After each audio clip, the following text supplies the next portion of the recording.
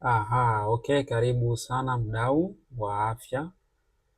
Katika mafunzo yetu tunakuwa tunaelekezana kuhusu masuala mbalimbali na leo tunapenda kuzungumzia kuhusu kokwa za parachichi.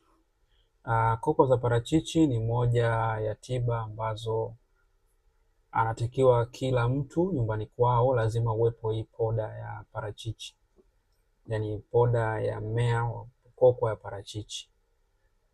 Kama unavyoona hii ni koko ambayo tayari tumeshaitoa magamba yake, na hapa kinachofuata ni kwa ajili ya kusaga. Kuzisaga hizi unaweza ukatumia ile blender ya nyumbani ya kusagia nyanya ukatumia kusaga vizuri. Hii ndio kokwa ya parachichi. Hii inasaidia sana matatizo ya sukari, matatizo ya pressure.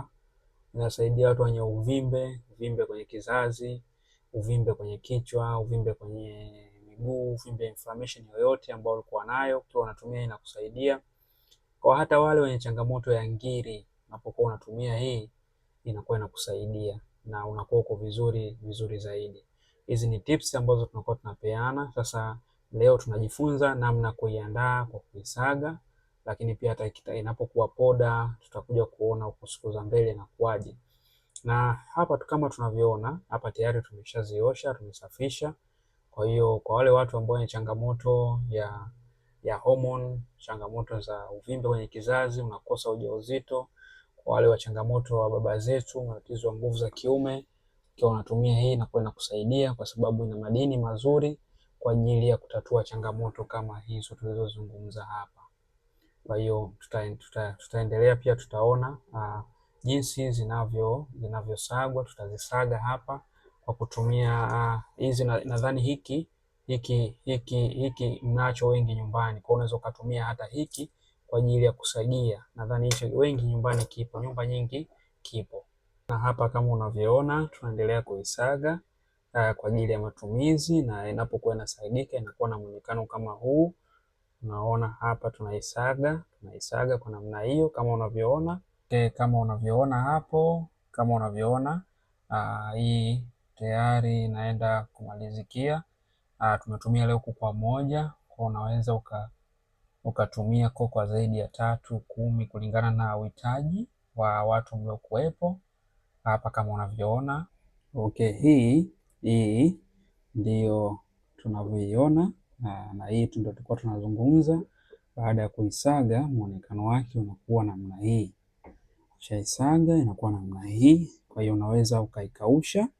Kuna namna ya kukausha, unaweza ukatumia mvuke labda umebandika maharage jikoni, unaweka labda kwenye ungo au kwenye mara nyingi unaweka ungo alafu unaweka juu. Hii inakuwa inafanya absorption ya maji, inabaki imekauka.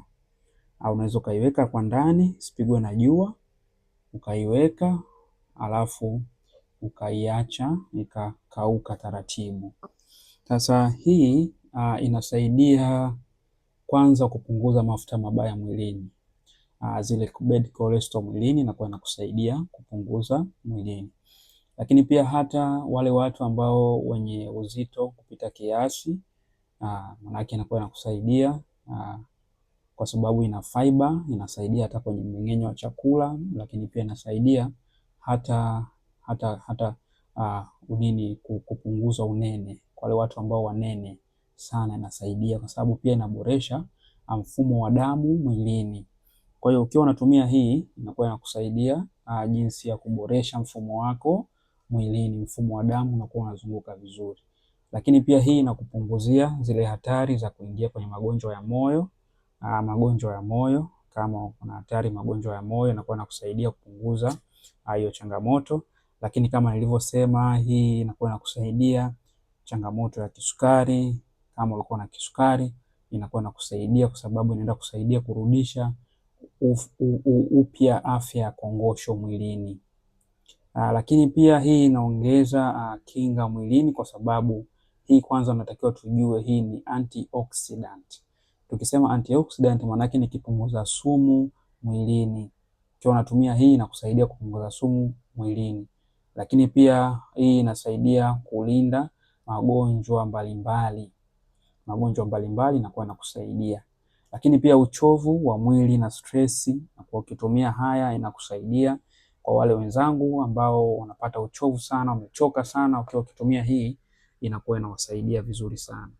Lakini pia hata wale ambao wenye changamoto ya uvimbe, labda hata changamoto ya ngiri, uvimbe kichwani, ukiwa unatumia hii inakuwa inakusaidia. Labda pengine una changamoto ya uvimbe kwenye kizazi, inakuwa inasaidia. Hata wale wanaume ambao wenye changamoto ya mambo yetu yale, pia inakuwa inawasaidia. Kwa hii ukiwa unatumia inakusaidia. Huu mchanganyiko unaweza ukautengeneza hata nyumbani kama unavyouona hapa. Huu utakusaidia katika afya yako. Ni sio kitu cha kupuuza wala sio kitu cha mzaha mzaha, ni kitu ambacho ukikifanya vizuri kitakusaidia vizuri. Hii tunawashauri watu wengi, nyumba haikosi hichi kitu. Kosa vyote, bora ukose asali, lakini upate huu unga ni muhimu sana. Sasa kitu ambacho kinachotakiwa, usitumie mbegu ikiwa mbichi. Yaani usitumie kama hivi ikiwa mbichi.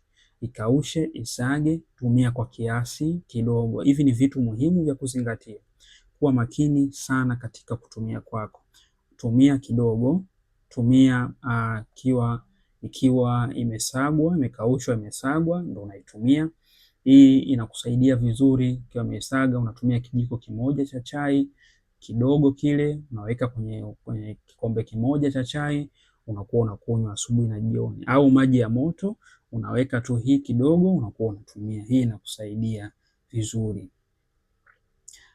Lakini pia hii tumia mbegu ambayo ilikuwa ni safi na mbegu ambayo haijaoza, kwa sababu kutumia kwake kunaweza kukuletea ukitumia ambayo ni mbegu ambayo imeoza au imeharibika, inaweza kukuletea madhara mengine tofauti na faida. Kwa hiyo itumie kama sehemu ya lishe yako, kama unavyoiona hivi, kuizingatia vizuri, itumie kama lishe yako. Tumie vizuri, itakusaidia sana. Hii ni nzuri sana. Hii tumia kwa maelekezo. Kama una changamoto yoyote, basi niulize ili niweze kukusaidia, kukuelekeza namna ya kutumia, kwa sababu matumizi yanakuwa yanapishana kulingana na changamoto ya kila mtu, zinakuwa ziko tofauti. Pengine kuna mwingine ana changamoto lakini imekaa muda mrefu, miaka 2, miaka 1, mwingine miezi 6. Kuna mwingine ana changamoto ina siku kadhaa. Kwa hiyo tuna matumizi ambayo tutakuelekeza utumie kwa muda gani. Kwa hiyo asante sana. Kama bado huja subscribe kwenye channel yetu, hakikisha umesubscribe ili uweze kupata nakala kama hizi nzuri ambazo tunakuwa tumeziandaa kwa ajili yako. Karibu, kaa nasi. Kama video hii umeipenda, umeielewa, tuambie chini kitu gani unataka tukizungumze katika vipindi vinavyokuja. Lakini pia tuambie wewe unatamani tuzungumzie kitu gani katika vipindi vinavyokuja. Lakini unaweza ukashare kwa mtu ambaye unatamani ajue kitu kama hichi ambacho umekijua wewe siku ya leo. Kushare ni upendo. Share kwa uwapendao. Asante sana, Mungu akubariki. Tutaona katika vipindi vinavyokuja.